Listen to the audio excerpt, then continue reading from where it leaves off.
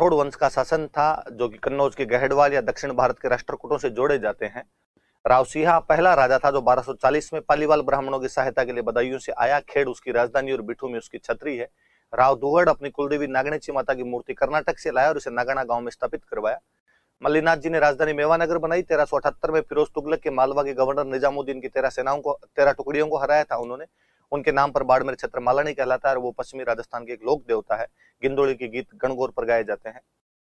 चुंडा को प्रतिहारों ने अपनी राजकुमारी की शादी की और मंडोर दहेज में दिया था, तो राठौड़ों की राजधानी मंडोर बन गई थी। उसकी रानी चांद कंवर ने चांद बावड़ी का निर्माण करवाया था। वो पुगल के भाटियों के खिलाफ धोखे से लड़ता हुआ मार दिया गया था तथा उसने अपने बड़े बेटे रणमल को राजा ना बनाकर कान्हा को राजा बनाया था। रणमल मेवाड़ चला गया था।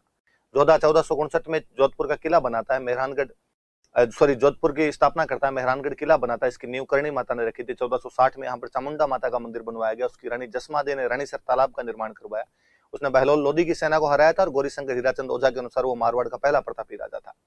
मालदेव के पिता गंगा और माता पद्मा कुमारी थी, जो कि जगमाल देवड़ा सिरोही के राजा की बेटी थी। मालदेव अपने पिता गंगा की हत्या करके राजा बना। जब वो राजा बना तब उसके बाद 2 परगने थे, सोजत और जोधपुर, जहां सोजत में उसका राजतिलक हुआ था।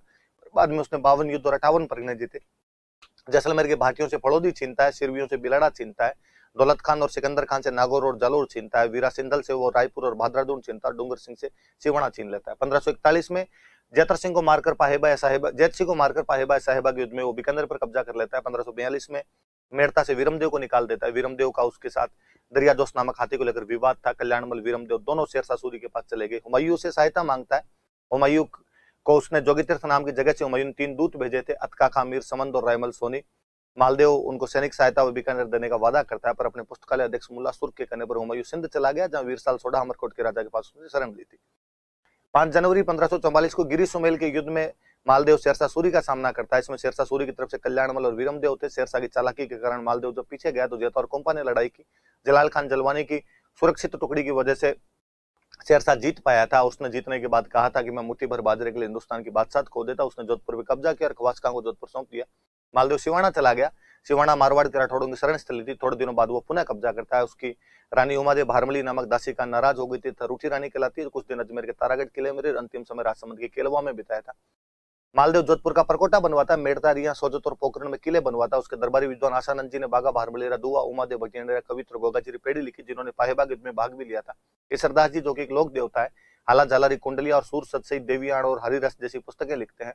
मालदेव को हम हिंदू बादशाह और आपके हसमत वाले राजा के नाम से जानते हैं। उसने अपने बड़े बेटों राम और उदय सिंह को राजा नहीं बनाकर चंद्रसेन को राजा बना दिया। अतः चंद्रसेन राम को नाडोल के युद्ध में, उदय सिंह को लोहावट के युद्ध में हराकर राजा बना। राम अकबर के पास गया। अकबर ने हुसैन कुली बेग को भेजा। चंद्रसेन भादरादून चला गया। वह 1570 के अकबर के नागौर दरबार में गया, पर झुका उदय सिंह की तरफ देखकर वापस चला गया। अकबर भादरादून पर अटैक करता, वो सिवाना गया। 1576 में शाहबाज खान सिवाना पर कब्जा करता है। उसने आजीवन अकबर की अधीनता स्वीकार नहीं की। 1581 में सारण की पहाड़ियों में सिंचाई नामक गांव के अंदर उसे मार दिया गया था। विश्वेश्वरनाथ रेऊ उसे मारवाड़ का प्रताप कहते हैं। हम उसे प्रताप का अग्रगामी और मारवाड़ का भूला बिसरा राजा भी कहते हैं। उसने आपके रामपुरा क्षेत्र में एक मुगल सेनापति जलाल खान को मारा था। उसने हरराज जैसलमेर के राजा को पोखरण का किला 1 लाख फदिये के अंदर बेच दिया था।